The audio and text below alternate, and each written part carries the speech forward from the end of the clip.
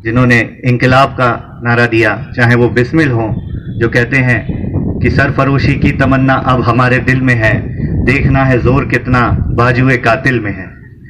तो जो ये स्वतंत्रता दिवस है, जो आज़ादी हम लोगों को मिली है, इसका बहुत मायने है।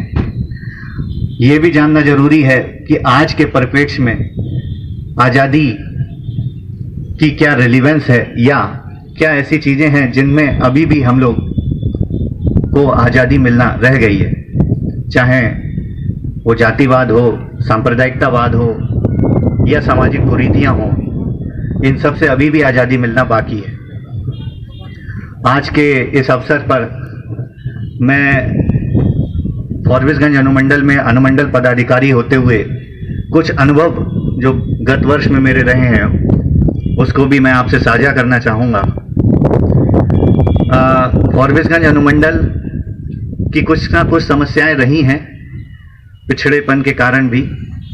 तो इसमें प्रमुखता जो समस्याएं रहीं उनमें चाहे यहाँ पर ट्रैफिक जाम लगता हो, तो ट्रैफिक जाम के लिए भी हम लोगों ने काफ़ी तैयारियां की।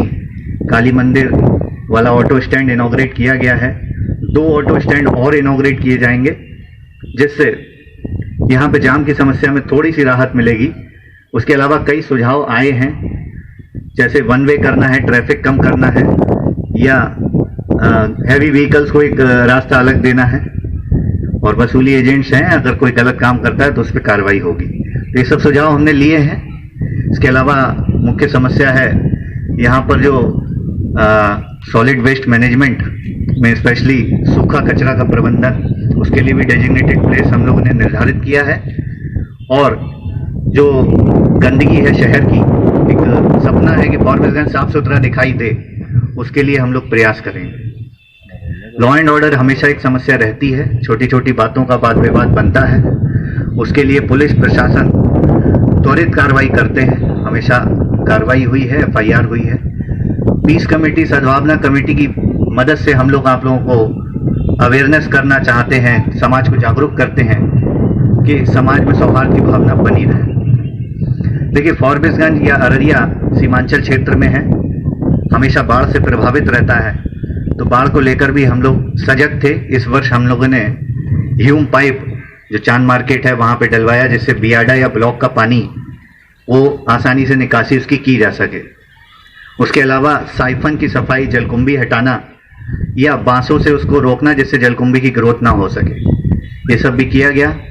मैंने स्वयं ही प्रयास करके पिपरा बांध, जो पिपरा नदी पे बांध है, उसको बनाने के लिए सारा प्रपोजल जिला को भेज दिया है, और उम्मीद करते हैं कि बहुत जल्दी पिपरा बांध भी बनेगा। और बाढ़ से निपटने के लिए हम लोग पूरी तरह इस बार तैयार थे। अच्छी बात है कि इस बार ऐसी स्थिति नहीं झेलनी पड़ी। उम्मीद है कि आने वाले समय में भी हमें बाढ़ की समस्या नहीं आएगी। मुख्य समस्या जिससे पूरा विश्व भर जूझ रहा है वो है कोरोना वायरस का संक्रमण। ये महामारी जिसमें भारत भी अछूता नहीं रहा, इसको लेकर भी बिहार राज्य की तैयारियां कम नहीं थी।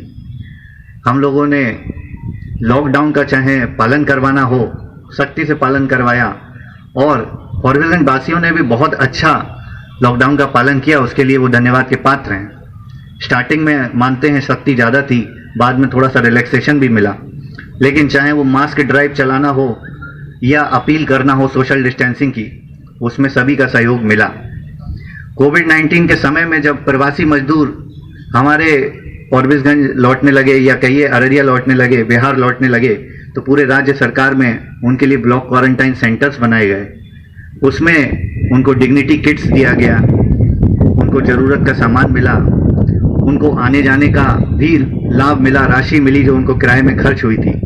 इसके अलावा राज्य सरकार ने हेल्थ कर्मी, स्वास्थ्य कर्मी, सभी लोगों ने, सफाई कर्मी, सभी लोगों ने तत्परता से काम किया। उनमें से कुछ लोगों को हम कोरोना योद्धा के रूप में आज पुरस्कृत करेंगे। तो ये कुछ मुख्य समस्याएं थीं। इसके अलावा अनुमंडल कार्यालय में कार्य करते हुए फॉरबिसगंज अनुमंडल की कुछ उपलब्धियां रहीं गत वर्ष में, जो कुछ इस प्रकार हैं। यहाँ पर जोगबनी में जाम की बहुत समस्या रहती थी। जैसे ही आईसीपी का उद्घाटन हुआ, सारी हैवी व्हीकल्स आईसीपी से जाने लगे और जो बाजार था उसमें जाम की समस्या कम हुई। जोगबनी मीरगंज पुल से बॉर्डर तक के लिए हम लोगों ने त्वरित कार्रवाई करते हुए चौड़ीकरण का प्रस्ताव दिया और जो रोड जो है वहां का, उसका चौड़ीकरण का कार्य भी अभी चल रहा है, तेजी से चल रहा है और जल्दी ये पूरा होगा। इसके अलावा कोविड-19 के समय में बहुत से लोग बाई रोड, बहुत से लोग ट्रेन से आए, ट्रेन से तो अररिया में आए, लेकिन बाई रोड हमारे आरसी को लेकर जो विरोध पूरे देश में हुआ उसमें बिहार में भी विरोध हुआ, लेकिन अररिया या फॉरबिसगंज में यहाँ के लोगों का जो सहयोग मिला, जो डेमोक्रेटिक ढंग से, जो संवैधानिक तरीके से प्रदर्शन किया और माहौल बिगड़ने नहीं दिया, उसके लिए वो लोग बधाई के पात्र हैं। तो ये जो उपलब्धि है, जैसे कि गत वर्ष में हमारे जो फेस्टिवल्स रहे, त्योहार रहे, वो इतने पीसफुल रहे, वो यहाँ के लोगों के सहयोग से ही सफल हुआ। तो फॉरबिसगंज वासियों को इस चीज के लिए भी बहुत बहुत बधाई। इसके इस वर्ष सबसे ज्यादा बड़ी चुनौती ये है कि कोरोना वायरस का संक्रमण भी है और हम लोगों ने ऑक्सिलरी पोलिंग स्टेशंस बनाए हैं और पूरी तरीके से तैयारियां की हैं कि ऐसे विपद की स्थिति में कैसे इलेक्शन कराया जाए। फिर अन्य भी उपलब्धियां रही हैं, कुछ इंफ्रास्ट्रक्चर के प्रोजेक्ट्स रहे हैं जिसमें मैंने कोशिश किया है कि अपने कार्यकाल में मैं उन प्रोजेक्ट्स का प्रपोजल जल्द से जल्द भेज दिया गया है और वो अप्रूव होके बनने की स्थिति में आ जाएगा। इसमें प्रमुखता है Forbesganj bus stand, Jogbani bus stand, 3 जगह 3 पंचायतों में हम लोगों ने बाढ़ आश्रय स्थल का निर्माण अभी चल रहा है, जल्दी पूरा हो जाएगा। पिपरा, कुशमाहा, खबासपुर पंचायत सरकार भवन बनाने के लिए भी प्रपोजल दिए गए हैं। आप लोग जानते हैं इंजीनियरिंग कॉलेज अररिया जिला को मिला है, मेडिकल कॉलेज भी मिलने वाला है और फॉरबिसगंज में एक ट्रॉमा सेंटर जिसका निर्माण होना है, उसका भी प्रपोजल हम लोग दे रहे हैं। गत वर्ष में रोड निर्माण में काफी गति आई है।